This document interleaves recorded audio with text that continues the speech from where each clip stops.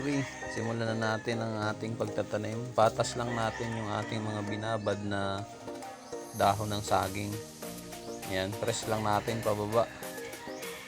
So, hindi ko na na-videohan yung unang paglalagay ng dahon ng saging. So, panoorin nyo lang kung paano ang papatas ng binabad na dahon ng saging. So, yung ating palang dahon ng saging ay binabad natin ng 12 oras yan sa babara natin sa drum. So, bali 2 spoon lang ang ating gamit. Ayan. So, budbud lang natin sa gilid kung anong napapanood nyo. So, ganyan lang.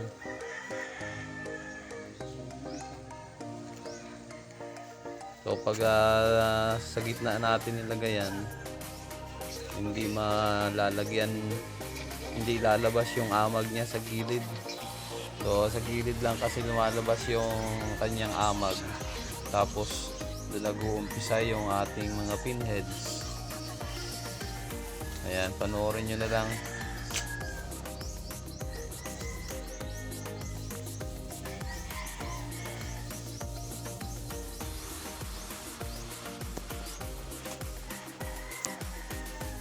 Ayan, gilid-gilid lang ang lagay. So, yan ay pang 3 patong ko na yata yan. Ayan. Lagyan ulit natin.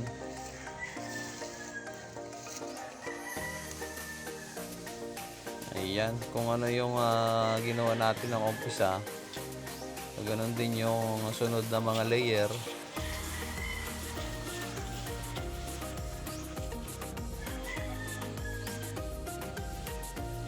Ayan. Kalat lang natin ng maayos.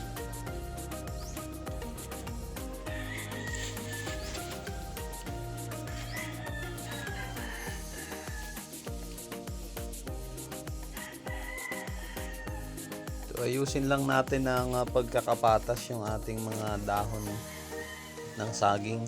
Ayan, press natin pababa. So, kunin ulit natin yung mga binabad natin. Yan yung mga tilian na natin ng tubig. Pagkatapos ibabad. So, tinali-talian ko lang yan ng maliit na tali lang para mabigkis yung ating dahon ng saging pagka binabad. So, yan, lagyan ulit natin ng binabad na dahon ng saging yung sunod na layer. So, kung hindi pa kayo nakakapag-subscribe, mag-subscribe na kayo sa aking channel at pindutin nyo ang notification bell button para updated kayo sa aking mga bagong video na i-upload. So, pasensya na nga pala sa aking mga viewers kung ngayon lang ako nakapagawa ng bagong video sa pagtatanim natin ng kabuti. Medyo naging busy lang tayo nitong mga nakaraang mga buwan. So, ngayon ay magtututok na tayo ulit sa pagtatanim ng kabuting saging. Kung makikita nyo yung mga aking mga kandyan sa gilid. Yan ay mga dayami na papagpatubuan natin ng kabuti.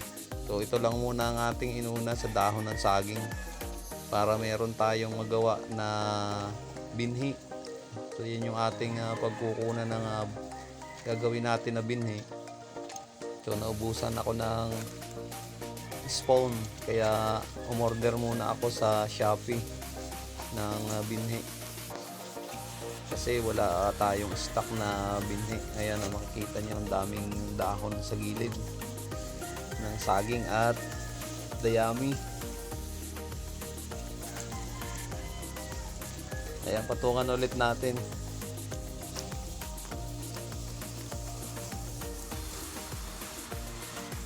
Ayusin lang natin ang pagkakapatas para hindi gumuho. Ayan, lagyan pa natin ng panibago. Tanggalin lang yung ulit yung tali. So, kung wala pa kayong experience sa pagtatanim ng kabuting saging, so panoorin nyo itong aking video para magkaroon kayo ng kaalaman sa sa mga nagsisimula pa lang ng pagtatanim ng kabute o nagpaparubo pa lang, ito bagay na bagay itong video na to sa inyo. So panoorin nyo lang hanggang dulo. So yan po ay yung step by step ng pagtatanim. Tapos gagawa tayo sa sunod na video kung paano inaalagaan yung ating bed sa pagpapasingaw, ilang araw bago buksan yung plastic para mapasukan ng panibagong oxygen yung loob.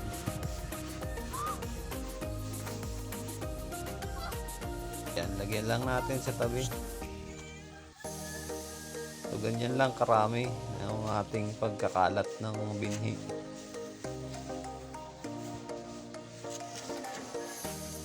Ayan, lagyan ulit natin. So na yung inumpisahan nyo sa baba. So ganun lang, pataas lang ng pataas. Base na yan sa dami ng inyong binhi at dahon ng saging na pinutol-putol. Ayan. So bali, yung haba ng aking dahon ng saging na pinutol-putol ay 2 dangkal lang halos ang so, hindi naman kailangang sobrang haba. Ayan na. Umabot na sa taas yung ating binhi. Kaya tinaktak na natin lahat. So, wala na rin tayong magagamit na binhi at dahon ng saging. So linisan lang natin yung gilid para mas maganda yung pagkakalat ng ating amag. Yan, kung anong napapanood nyo, ganyan lang. So dyan lalabas yung amag saka yung mga pinheads. So tanggalan natin yung mga labis-labis na mga dahon. Tapos ilagay natin dun sa ibabaw. Ayan. So mapapansin nyo meron tayong sapin na plastic, hindi nakadirekta yung ating dahon ng saging sa lupa. Kasi yung lagyan natin o pinagtaniman ay napakaraming anay. So isa na rin yan sa technique para makaiwas tayo sa anay. Ayan o. Tanggalin na natin yung mga labis na dahon sa gilid. Pagkatapos nyan, mga plastic na ganyan. Meron namang mabibili na mga plastic sa bawat bayan. So ganyan lang kalaki. Yan ang magsisilbing init dun sa ating bed. So ayusin lang natin ang lagay yung walang dadaan ng habas at paloob para makulong yung init.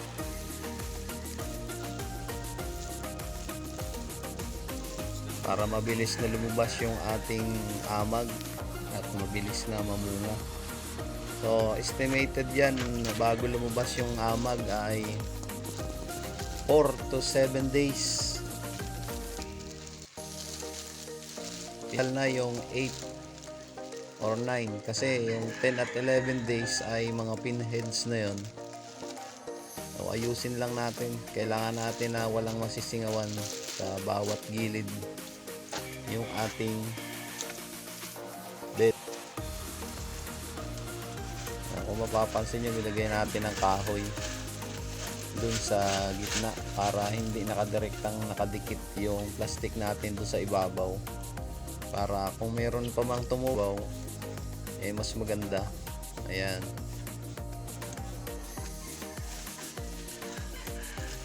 So bali 4 lang na plastic yung ating naging kailangan.